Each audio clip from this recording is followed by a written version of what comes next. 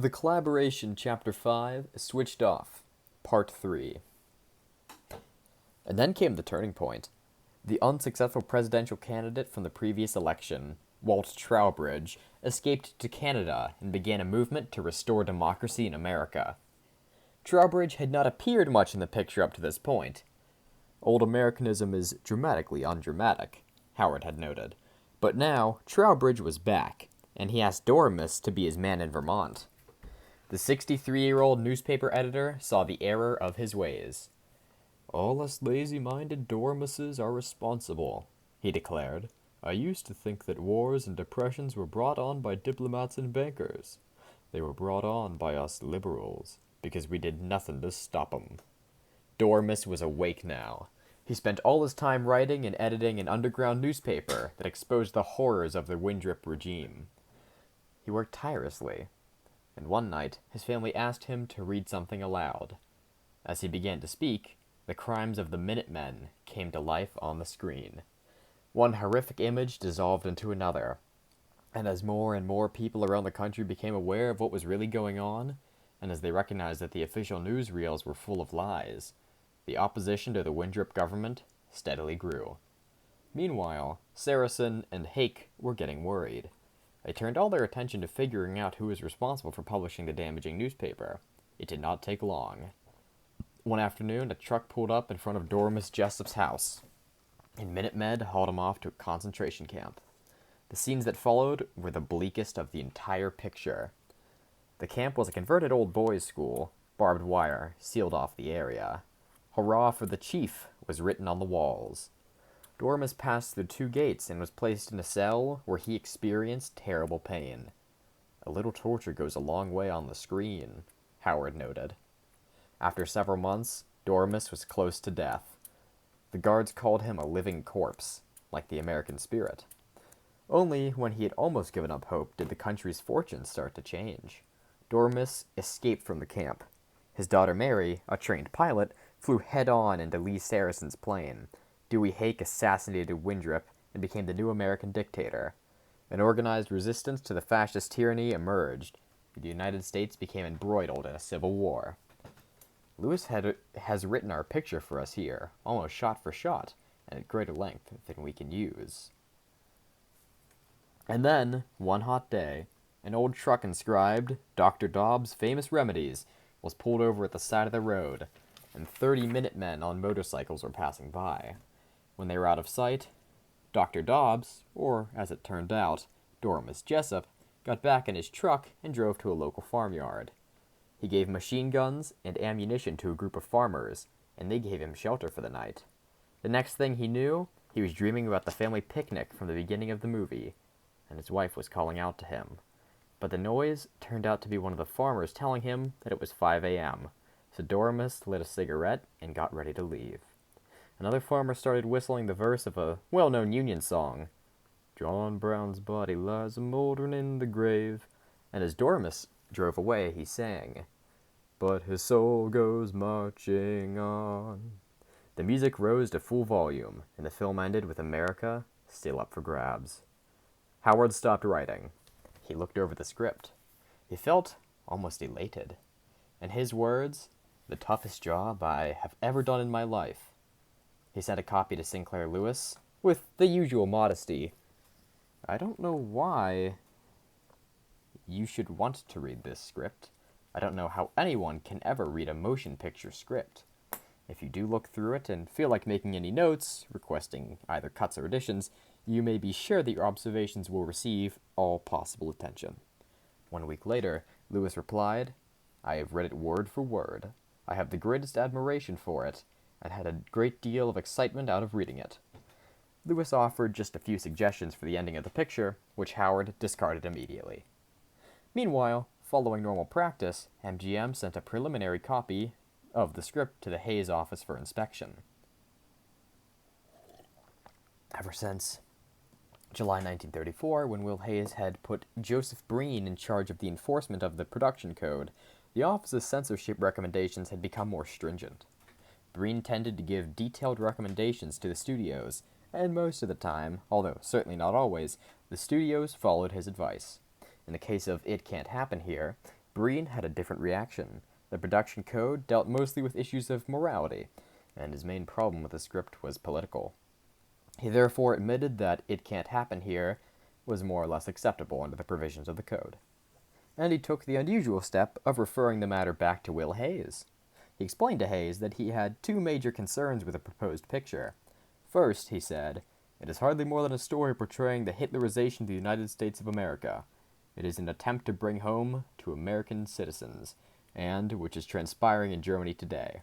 He wondered whether, as a matter of policy, the American film industry should be willing to sponsor a picture of this kind. Second, he worried that "It Can't Happen Here" would have a damaging impact on Hollywood's foreign markets.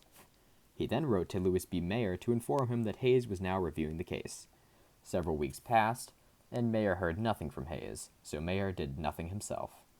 "It Can't Happen Here" went straight into pre-production. Basil Rathbone and Jimmy Stewart took on small parts. Lionel Barrymore grew a beard and was looking more like Dora Miss Jessup every day.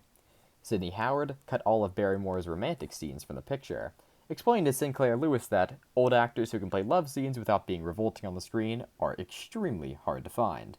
Turn to your novel scenes of Doremus and Lorinda in bed together, and then try on your mind's eye a photograph of any old actor you can think of, and you will see that picture is both ludicrous and unpleasant. After making these and other revisions, Howard decided to remain in LA on MGM's payroll. He had grown so attached to the project that he could not bear the thought of someone else making changes to his script.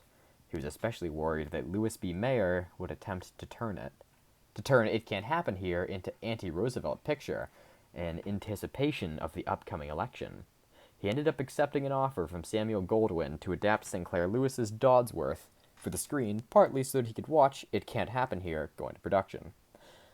This turned out to be a good decision. For a couple weeks before shooting was scheduled to begin, Louis B. Mayer received a 7-page letter from Breen, in which he was urged not to make the picture at all.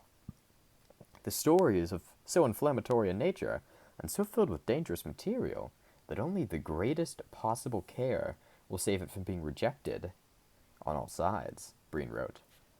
Breen requested 60 sets of cuts, an outrageous number, and then said, even if the cuts were made, "It Can't Happen Here" would be subjected to the most minute criticism on all sides, and that this criticism may result in enormous difficulty to your studio. Yet despite the harshness of Breen's words, the warning was ultimately a hollow one. 6 weeks earlier, Breen had turned the entire matter over to Hays, asking whether industrial policy should permit such a picture to be made, and Hays had not said no. Breen's only remaining course of action was to cause difficulties for the studio by recommending a massive number of cuts. Even as he did this, he was forced to add the disclaimer: "The Production Code Administration has no responsibility from the policy angle. The judgment ventured herein is not to be construed as having any bearing whatsoever on this policy angle." Upon receiving Breen's letter, MGM sought out legal advice. Alvin M. Asher, of the firm Loeb, Walker & Loeb, read Howard's script and found 13 instances that could potentially give rise to litigation or were simply in bad taste. "In most of the cases," Asher wrote, "I think the possible grounds for objection can be removed with slight changes." Sam Ekman, the head of MGM in England, was more pessimistic. "Have read Can't Happen's script," he cabled, "and if treatment reflects on dictatorship, prevalent European countries will have extreme difficulty getting picture past censors." He went on to cite 6 problematic aspects of the script. Louis B. Mayer was told about all these objections, and he decided to push ahead with "It Can't Happen Here" anyway. "The squawks have been loud and agonized," Sidney Howard wrote to a friend, "and I find myself amazed at the stubbornness with which Metro-Goldwyn persists in his determination to make the picture. The only instructions I have received from Louis B. Mayer were not to pull my punches. Explain his interest if you can. I can't explain it." Howard spent nearly 2 weeks going through all 60 of Breen's recommendations and making the necessary changes. And on February 12, 1936, he noted in his diary, "Finally got the script in, and pray God it may not be longer than ever." Little did he know that just he was putting the final touches on his script. Someone else was taking much more effective action against the film. The trouble began with a real estate agent in Philadelphia named Albert H. Lieberman. When Lieberman heard that Louis B. Mayer was turning It Can't Happen Here into a motion picture, he panicked and wrote to his local rabbi. It seems inconceivable to me that men of their intelligence do not understand that the making of a few more dollars for their company out of a piece of business of this kind will result in repercussions that will make even them uncomfortable. Under ordinary circumstances, Lieberman's letter would have been absolutely no impact on MGM's plans to make the picture. But Lieberman's rabbi happened to be William H. Feinschreiber, the chair of the Film Committee of the Central Conference of American Rabbis, and in preceding years this organization had been fighting the prevalent charge that Jews were responsible for bringing immortality to the screen. In 1936, Feinschreiber had joined the Protestant and Catholic leaders in a crusade to eradicate such immorality. And in early 1935, he had spent 3 weeks in Hollywood with some of the most powerful men in business.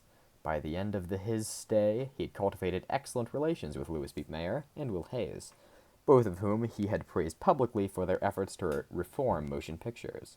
On February 7, 1936, Feinschreiber wrote to Mayer about It Can't Happen Here. I have considered the problem at great length, and I am of the opinion that a film version of the story, howsoever interpreted and directed, will have anything but beneficial effect upon the Jewish problem. More and more, I am convinced that during these highly critical days for the Jewish people, here and elsewhere, we ought not to thrust the Jew and his problems too much into the limelight.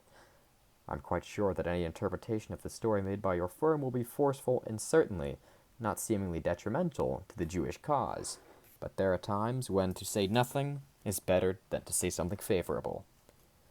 Then Feinschreiber wrote to Will Hays, the only wise method to pursue in these days of virulent anti-Semitism is to have no picture in which the Jewish problem is ventilated.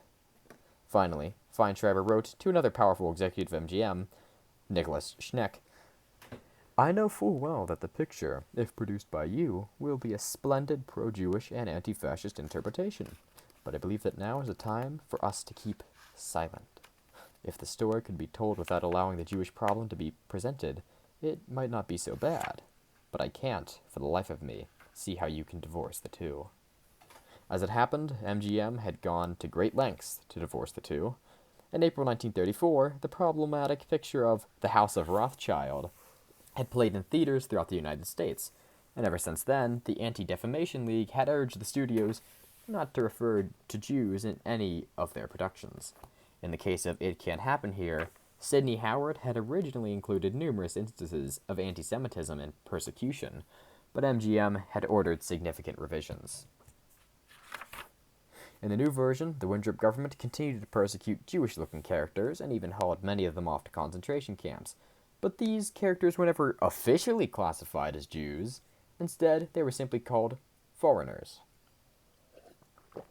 Feinschreiber did not know that MGM had taken these steps, and he probably did not even know about the Anti-Defamation League's efforts to remove Jewish characters from American movies.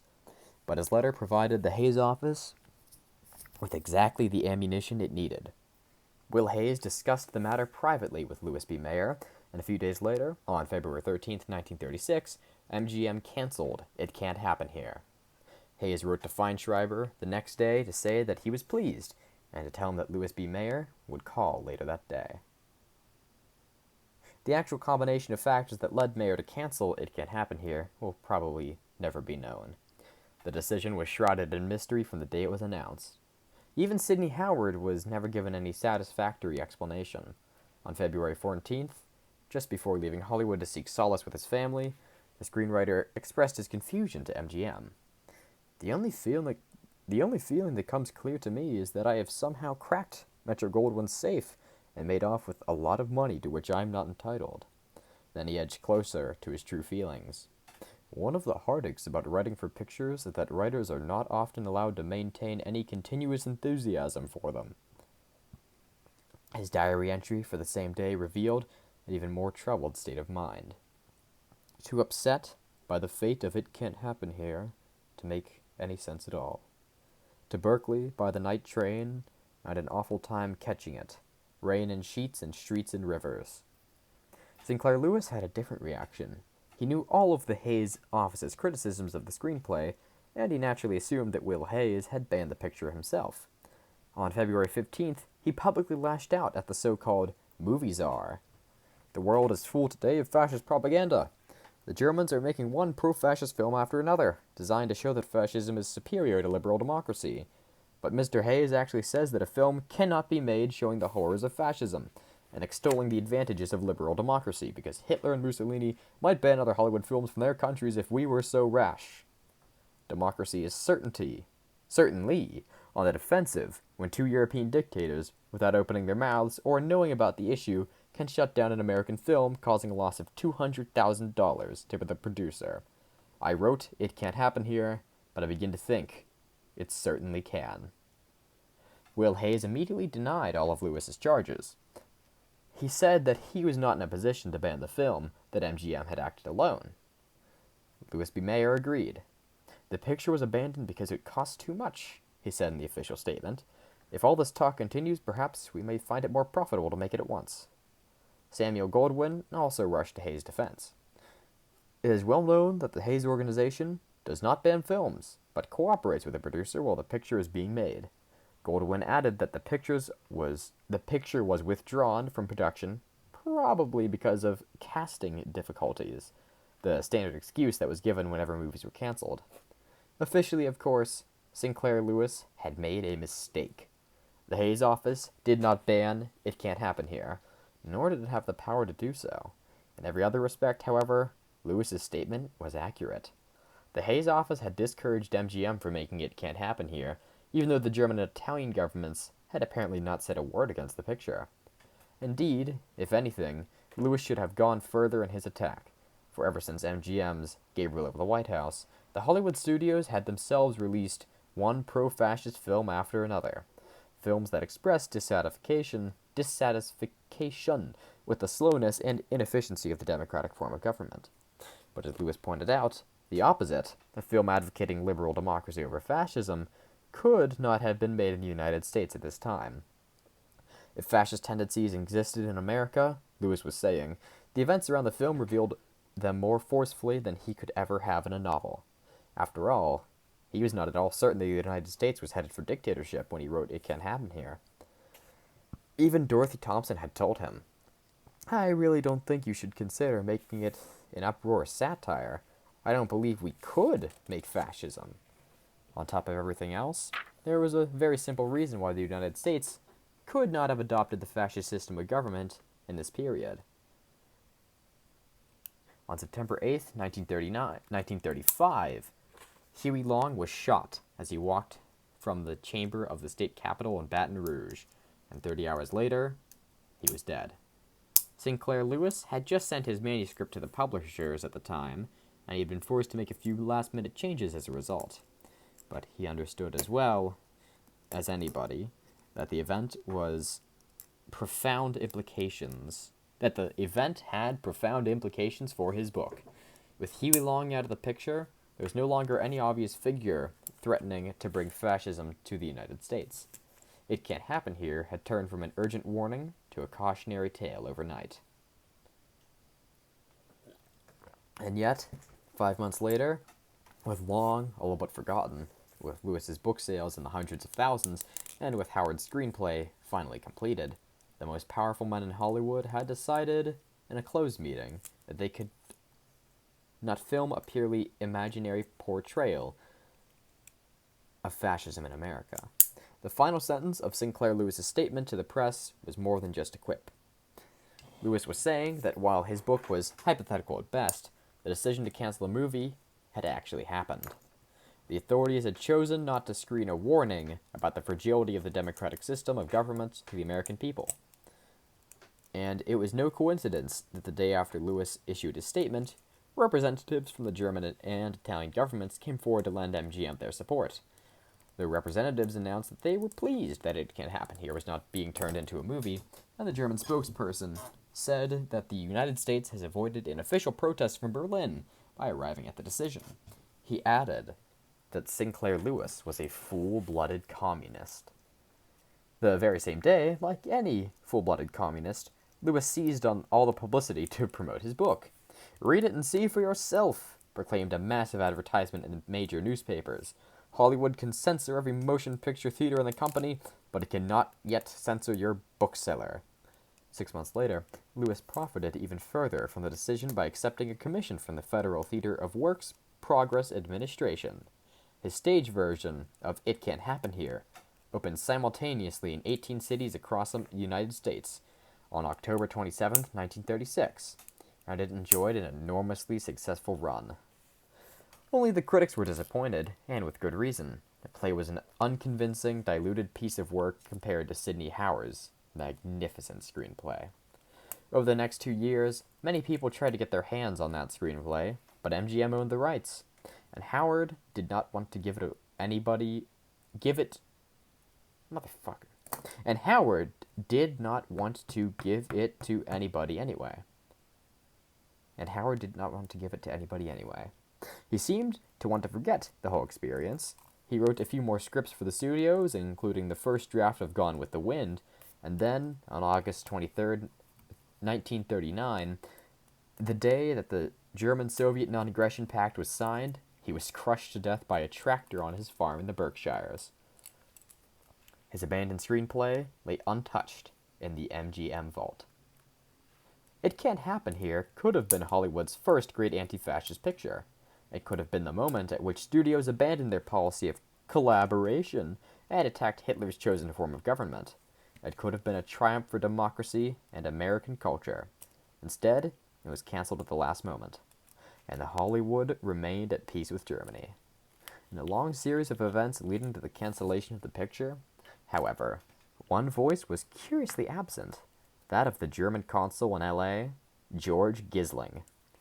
Gisling had been born in 1893 in the village of Walsum, which at the time was a part of Germany. He had joined the German Foreign Office shortly after the World War, and he had served as a consul in a few cities, including a 6-year stint in New York. In 1931, he became a member of the Nazi Party, and in March 1933, he had been sent to Los Angeles, where he had quickly forged ties with the Friends of the New Germany, later the German-American Bund. His efforts to spread Nazi propaganda throughout California was greatly worrying. His efforts to spread Nazi propaganda throughout California had greatly worried local Jewish organizations, and on one occasion in 1935, a Jewish representative had tried to meet with Gisling at the German consulate. "Have you any relatives or friends in Germany?" Gisling's subordinate had asked as he looked at the visitor's card. "No," the Jewish representative replied. "Do you think for a moment I would give you my card if I had any relatives in Germany?" The subordinate laughed. "You really believe that I wanted your card so I could have your relatives killed in Germany?" The Jewish representative laughed too. "There have been rumors to that effect," he said, and he left. George Gisling's propaganda activities in the 1930s were well known, but he had another, even more sinister job: to collaborate with the American studios. Within a few months of his arrival in L.A., he worked out exactly how to do this. He told the studios to make changes to their pictures about Germany, and he threatened to expel them from the German market, in accordance with Article 15 of the German film regulations, if they did not cooperate. Very quickly, he kicked Warner Brothers out of Germany for not making changes to Captured, a film set in a German prison camp during the World War. Then in early 1934, he convinced the studios to boycott The Mad Dog of Europe, a film about his government's persecution of the Jews. In all the remaining archival materials, there is no evidence to suggest that Gisling issued any complaint about It Can't Happen Here. But Gisling was by no means inactive in this period. In late 1935, when It Can't Happen Here was being adapted for the screen, he took actions against a different MGM picture called Rendezvous. This picture was concerned with a German espionage agent in the United States during the World War, and while it was still being previewed, Gisling wrote a letter to the Hays office. "Though I have not seen this picture myself, I beg to draw your attention to it, as its showing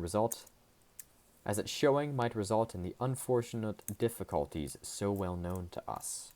The Hayes office responded to Gisling by suggesting that he watch the film and note down his objections to it. At this point, the official correspondence ended. Gisling did not send any reply. Nevertheless, within a short time, MGM made several physical changes to Rendezvous. The studio cut around 10 minutes of footage from the print, including one crucial word from the climax.